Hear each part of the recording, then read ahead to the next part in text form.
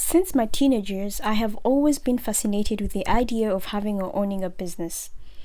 I watched countless videos on YouTube and read so many blogs, and I knew for a fact that at some point in my life, I would have also to own my own business. So I decided to quench my thirst and took a deep dive in research. Now, the first thing that I did was that I decided I needed some sort of blueprint because given that I was green and knew absolutely nothing about how a business works, I definitely needed a guide. So off I went to a bookstore in the shopping center and straight to the business section. There were a lot of books, but at that time, one specific book caught my eye. I don't know, maybe it's the colors or how the title was written on the book. I really don't know, but my eyes was fixed on this one book. And the book itself was this one here, The Young Entrepreneur's Guide to Starting and Running a Business. I looked at the price of the book and it was a lot for me at that time, given that I was still in my teenage years and I didn't have any source of income. But one thing that I knew for a fact is that I needed this book in my possession. And something else that also made me want this book really badly was that there were only 2 pieces left. Yes, just 2 books. So in my head, I thought this must be selling out fast. I definitely have to have this book. So I took the book and I went to the cashier. And I kindly explained my situation to her, that I really wanted this book and I didn't have money at that time, but I would raise the money and eventually get the book. And I asked her if she could keep the copy for me as I figure out how to get the money. I also asked her to give me 2 weeks, right? 2 weeks, then I could come give her the money and then I could get the book. She agreed to that. So I walked out of the bookstore very, very happy because I imagined myself having this book and reading it and getting all this information. I was just elated. But I knew I couldn't get the required amount within such a short period of time. So I devised a plan. I decided to save up a deposit, which I would then give to the cashier, right, after the 2 weeks. And then I would ask the cashier to give me an additional 2 weeks to get the remaining balance and then take it to her. So that's what happened. After the 2 weeks, I had saved up a small amount of the total amount. And I took it to the cashier and I explained to her, this is what I was able to come up with in the 2 weeks. Please, could you give me 2 more weeks? Then I could come and give her the money and then I could have the book. And in my mind, I was not really sure if she would accept it, but she did. She accepted it. So she took the deposit and she told me she'd keep the book a further 2 weeks for me. And now my job was just to get the rest of the amount and be a happy owner of a book. And yeah, so I went back home for 2 weeks, saved more money, and after 4 weeks, a whole month, I was the proud owner of the book. Now, this book is precious to me because it was the very first investment I made in myself. And I'm very proud of it, and I'm very proud of myself as well. Now, there are very many types of businesses, but all of them have one thing in common if you dissect all the businesses, right? So you'll find out that the sole purpose of each and every business is to offer a product or a service to the customer. And this thus means that the businesses are there to fill gaps in the market. So if you're looking to start a business, you need to identify a gap in the market. And the only way you can do this is to interact with people in that community and get to know what they are missing or what their area doesn't provide. Because you may find one person saying, oh, I normally have to go to this town to get this product because it's not available here, or the one that's available here is not something I really prefer. So there you have a business idea, right? You can work on it. And there are 2 types of businesses. There are very simple forms of businesses which can be started with literally no money down. And thanks to the internet and the various forms of social media like YouTube, Instagram, TikTok, it is possible to start a business with no money. A good example would be if you decide to start a YouTube channel and later on, when it has grown, you can form it to a brand, or you can form a brand around that channel, which will eventually rake in the income and boom, you have a monetized business, right? However, still, most businesses require a certain amount of money for them to kick off the ground. Let me give you a simple example with a lemonade stand, right? So for a lemonade stand, you'll need caps, lemons, sugar, water, and of course the stand itself, right?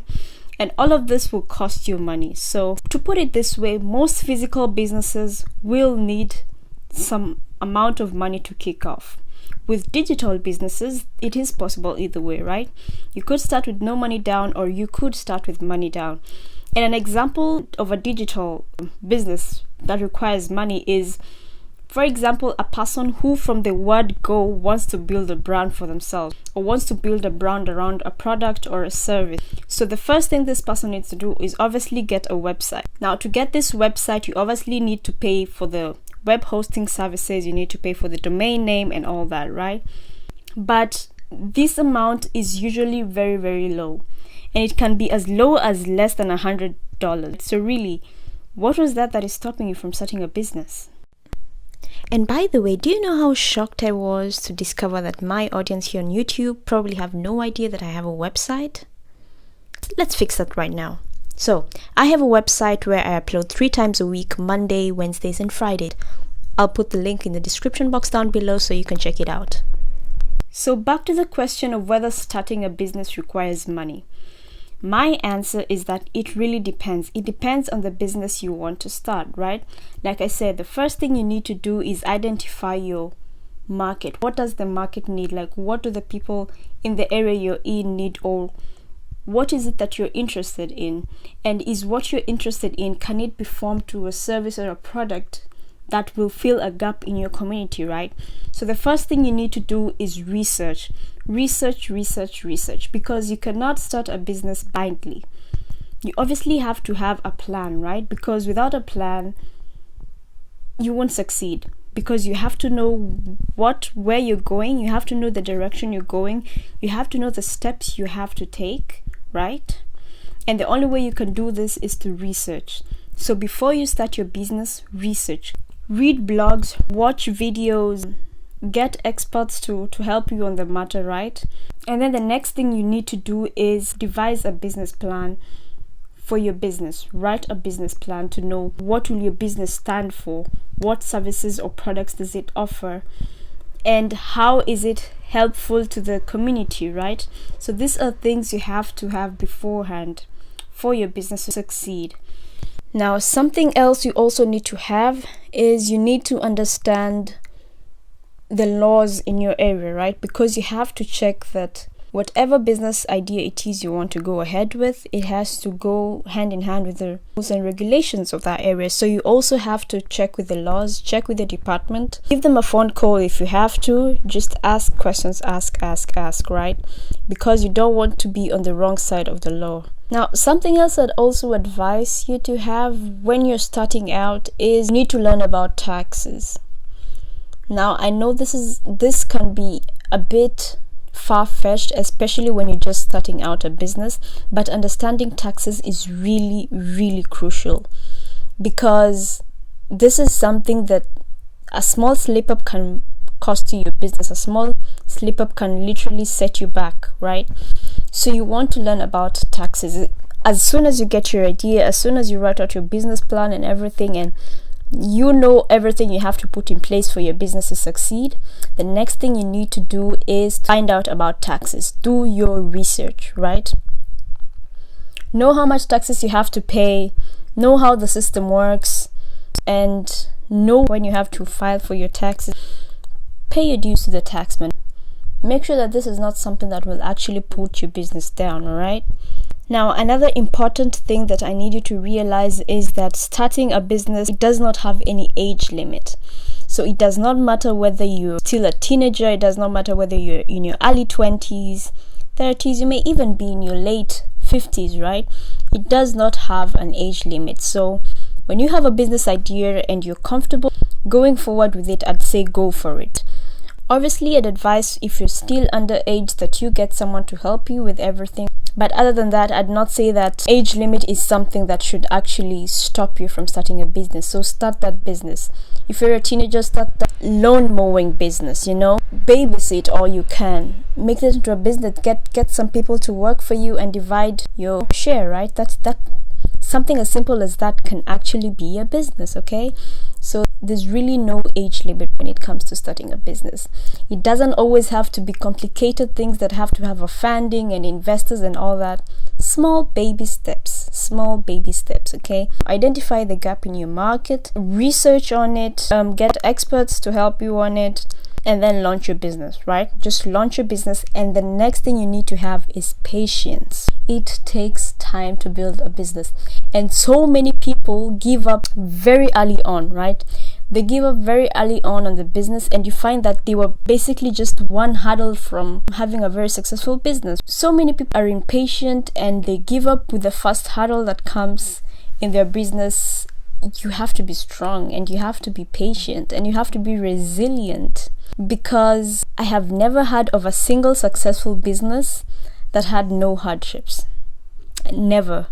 Name me one company that is extremely successful and they have not had any problems since they began. Name me one. I'll wait. Right. Found any?